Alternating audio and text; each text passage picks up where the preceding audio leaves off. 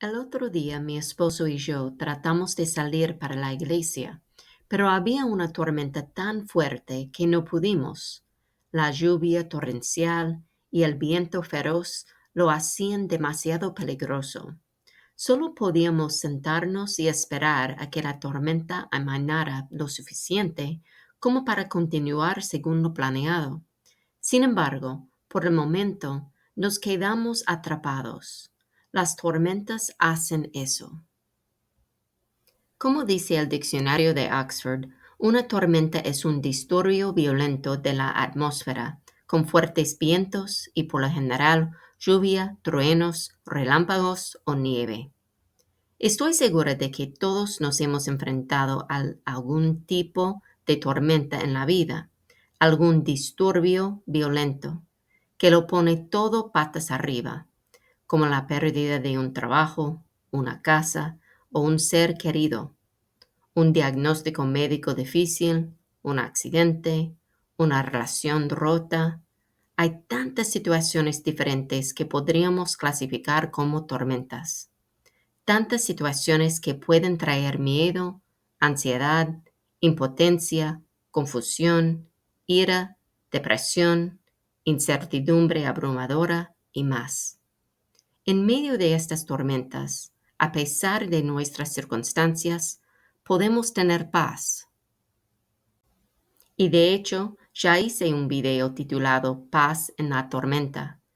Pero si eres como yo, quizás te cueste entender por qué Dios permite que la tormenta comience. Sí, Dios nos dará un paz que sobrepasa todo entendimiento mientras una tormenta rugiente nos rodea, pero si Él nos ama tanto, ¿por qué permite que la tormenta comience? Veamos una tormenta literal que involucró a Jesús y sus discípulos. Jesús acabó de realizar un milagro asombroso, alimentar a los 5,000.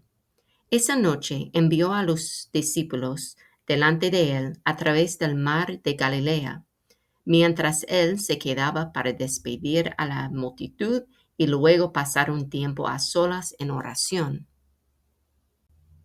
Entonces, cuando todavía estaba oscuro, mientras estaban en medio del lago y en una barca sin Jesús, los discípulos fueron golpeados por una tormenta, trayendo mucho viento y aguas muy agitadas. La barca era azotada por las olas y los discípulos se esforzaban al máximo por controlarla.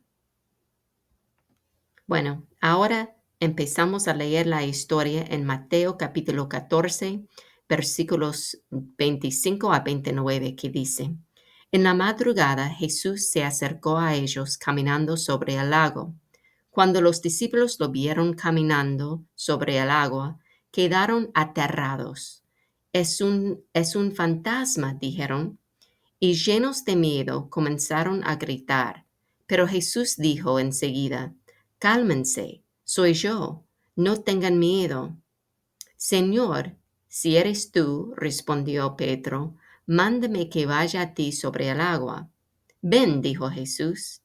Pedro bajó de la barca y caminó sobre el agua en dirección a Jesús. En esta historia ocurren varios milagros. Primero, vemos a Jesús caminando sobre el agua, lo cual es asombroso. Pero luego vemos a Pedro también caminando sobre el agua. Increíble. ¿Te lo imaginas? Obviamente podemos ver el poder de Dios aquí.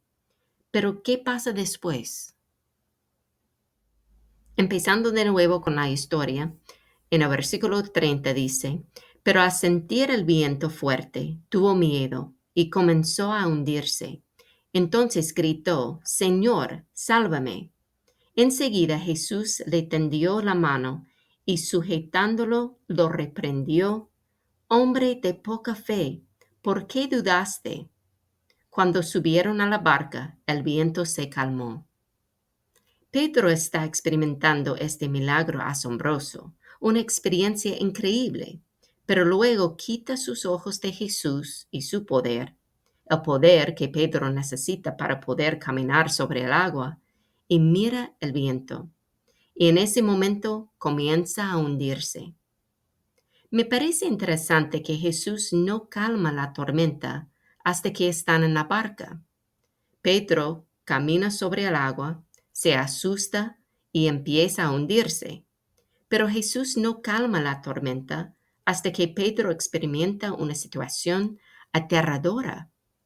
Pero todo esto podría haberse evitado. Jesús podría haber calmado la tormenta en el momento en que Pedro bajó de la barca, o en el momento en que se asustó, o en el momento en que empezó a hundirse. ¿Por qué no lo hizo? Habría evitado que Pedro viviera una experiencia aterradora. ¿Y por qué Dios no hace esto por nosotros? ¿Por qué no nos salva de pasar por dificultades y pruebas? Quizás porque, como lo expresó el pastor y escritor Paul W. Powell, Dios está más preocupado por nuestro carácter que por nuestra comodidad. Su meta no es mimarnos físicamente, sino perfeccionarnos espiritualmente. Y creo que podemos ver esto en Santiago 1, 2 a 4, que dice, Hermanos míos, considérense muy dichosos cuando tengan que enfrentarse con diversas pruebas, pues ya saben que la prueba de su fe produce perseverancia, y la perseverancia debe llevar a feliz término la obra, para que sean perfectos e íntegros sin que les falte nada. La palabra griega para pruebas aquí es peirasmos. El diccionario de Vine dice que son pruebas con un propósito e efecto beneficioso, permitidas o enviadas por Dios. El versículo 3 se refiere a estas pruebas, dificultades o tormentas, como la prueba de su fe. El año pasado mi esposo y yo fuimos a la península superior de Michigan y cruzamos el puente Mackinac, que tiene aproximadamente 8 kilómetros de largo. Las torres principales miden más de 167 metros de altura y en el centro del puente se conduce a unos 60 metros sobre el agua. Es una estructura enorme que puede ser intimidante. Un aspecto reconfortante para los que viajen por ese puente es saber que su integridad se prueba cada año.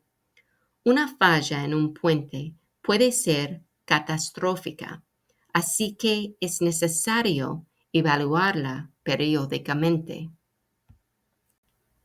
ASCE.org afirma que los ingenieros civiles deben realizar evaluaciones periódicas de los elementos del puente para determinar las condiciones y luego abordar los defectos críticos para preservar la seguridad e integridad de los puentes. Así que de vez en cuando los ingenieros evalúan el estado de los puentes, los examinan para detectar posibles defectos críticos que deben abordarse antes de que ocurra una catástrofe. Según McKissick.com, existen varias maneras de probar los puentes, como la inspección visual, como buscar signos visibles de daños, o usando la tecnología moderna como la radiografía y el radar, y también usando las pruebas de carga, que según ellos simulan la tensión en el puente para garantizar que pueda soportar las cargas de tráfico previstas. Las pruebas de carga identifican deformaciones y tensiones bajo una condición de carga determinada. Estas tormentas que enfrentamos, la prueba de nuestra fe, hacen algo parecido en nosotros. Pueden mostrarnos la fortaleza de nuestra fe a nosotros mismos y a los demás, demostrar que realmente confiamos en Él, o pueden revelar algunos defectos críticos que necesitan ser corregidos. Los versículos 3 y 4 nos dicen algunas consecuencias beneficiosas de esta prueba de nuestra fe. Santiago dice, pues ya saben que la prueba de su fe produce perseverancia, y la perseverancia debe llevar a feliz término la obra, para que sean perfectos e íntegros sin que les falte nada. La prueba de su fe produce perseverancia, paciencia, firmeza, constancia. Y luego dice, y la perseverancia debe llevar a feliz término la obra para que sean perfectos e íntegros sin que les falte nada. De hecho, estas tres cosas tienen significados similares: perfectos, íntegros y no faltar nada. La palabra griega traducido como perfectos es telios. Thayer dice que esta palabra significa llevado a su fin, terminado, sin que falte nada necesario para estar completo, perfecto. GodQuestions.org dice esta palabra transmite un sentido de madurez, completitud o lograr una meta. En este contexto, la meta es cumplir con el estándar de Dios, no simplemente conformarse con la moral humana. Un seguidor de Cristo no puede adoptar una actitud de soy lo suficientemente bueno.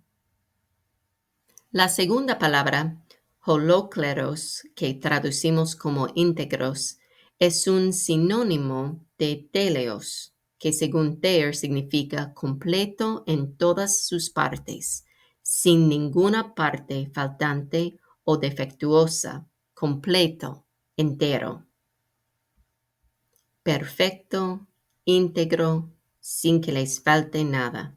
Así que necesitamos estas tormentas, estas dificultades, estas pruebas de nuestra fe para crecer y madurar, para desarrollar nuestro carácter, para ser completos en todas partes, para que no nos falte nada, para acercarnos más a la meta de ser como Cristo. Dios sabe que es más importante para nosotros ser como Cristo que estar cómodos. Dios no siempre nos quita las dificultades, las pruebas, el dolor, la incomodidad, porque necesitamos estas cosas para crecer espiritualmente. Las tormentas son una oportunidad para crecer y madurar espiritualmente, y también una oportunidad para ver el poder de Dios, una oportunidad para conocerlo mejor. Como dijo Corrie ten Boom, para darnos cuenta del valor del ancla, necesitamos sentir el estrés de la tormenta. Voy a terminar con las palabras de Pedro en la primera de Pedro 1, 6 a 7. El mismo Pedro, que sabe cómo es hundirse en medio de una tormenta furiosa, dijo, esto es para ustedes motivo de gran alegría, a pesar de que hasta ahora han tenido que sufrir diversas pruebas por un tiempo. El oro, aunque perecedero, se acrisola al fuego. Así también la fe de ustedes, que vale mucho más que el oro, al ser acrisolada por las pruebas, demostrará que es digna de aprobación, gloria y honor cuando Jesucristo se revele.